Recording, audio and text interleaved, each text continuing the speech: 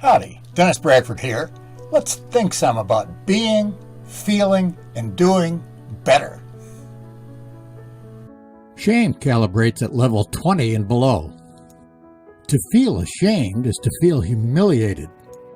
In primitive cultures, it was often accompanied by banishment, which could lead to death. Shame is very destructive to health and can lead to cruelty to oneself and others. People who feel ashamed want to be invisible. A shame-based self is not only self-deprecating, but also shy, withdrawn, and introverted. People whose personal calibration is in the 20s or lower are dangerous to themselves and others. They are prone to hallucinations and paranoia. They hate themselves. They despise themselves. They feel humiliated.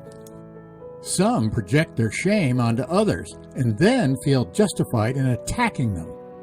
For example, they can become moral extremists who join or lead vigilante groups. For example, they can become serial killers. People who are ashamed are vulnerable to other negative emotions, such as fear, anger, and guilt. They can fall into despair and feel utterly helpless and hopeless. They may lack the energy for suicide, but they are prone to passive suicide by, for example, failing to eat or otherwise tend their bodies. People who are ashamed may be depressed. Depression is not just mental, but also physical, in the sense that there can be important changes in the brain. People who are depressed are vulnerable to alcoholism. Quote, at least 1/3 of adults will have a serious or moderately severe degree of depression at some time in their lives, end quote. From Transcending the Levels of Consciousness by David R. Hawkins, MD, PhD. Major emotional problems don't occur in isolation. It's not just that one negative emotion may be accompanied by other negative emotions. It's not just that those may be accompanied by defective thinking. It's not just that those may be accompanied by deleterious physical changes. It's also that there are often interpersonal problems and social difficulties in addition to abnormal emotional, mental, and physical difficulties. There may also be individual and group karmic influences at play. People who are ashamed can find death attractive as an end to suffering. They may feel abandoned by God and utterly alone and without support. Both self and self are neglected. Shame is transitory for many people, but it can also threaten physical survival and undermine the possibility of spiritual progress. If the account of human nature presented in this playlist is anything like correct, people who are ashamed are ignorant. Their worldview is radically unrealistic. They are ignorant of their own divine essence. They are clueless about the self that they are, which is infinitely valuable. Their thinking about themselves, too, is unrealistic. Their inner positionalities, fundamental beliefs, as well as their belief hierarchies, are clearly defective.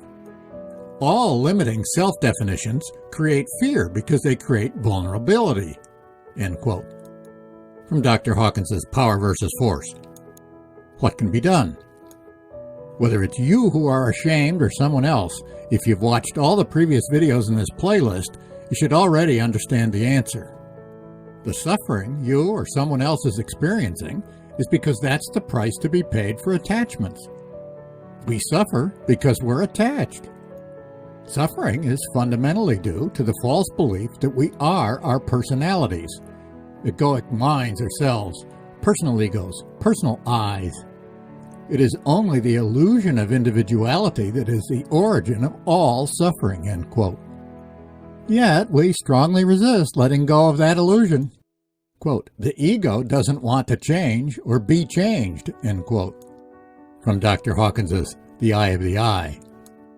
The ego cannot think well. Its thoughts are deluded. So its beliefs, the thoughts to which it attaches, are also deluded. When the body reacts to those deluded beliefs, emotions arise. The more we focus on an emotion, the stronger it becomes, and the stronger our attachments to our worldviews become. The ego can be thought of as a set of entrenched habits of thought. The ego is a compilation of positionalities held together by vanity and fear. It is undone by radical humility, end quote. Becoming that humble, though, requires jettisoning an enormous emotional investment. Radical humility is the solution, but it's also usually extremely difficult. Here are two key facts about human beings. Quote, human life is very difficult, even in the best of circumstances. Emotionally, most people are still children, end quote. One reason why human life is difficult is because most of us are emotionally like children. Especially when accompanied by depression, shame is not easy to cure. It requires addressing mental, emotional, physical, social, and spiritual factors. That's the bad news. We all have to start from wherever we find ourselves. If you're ashamed, that's your starting point.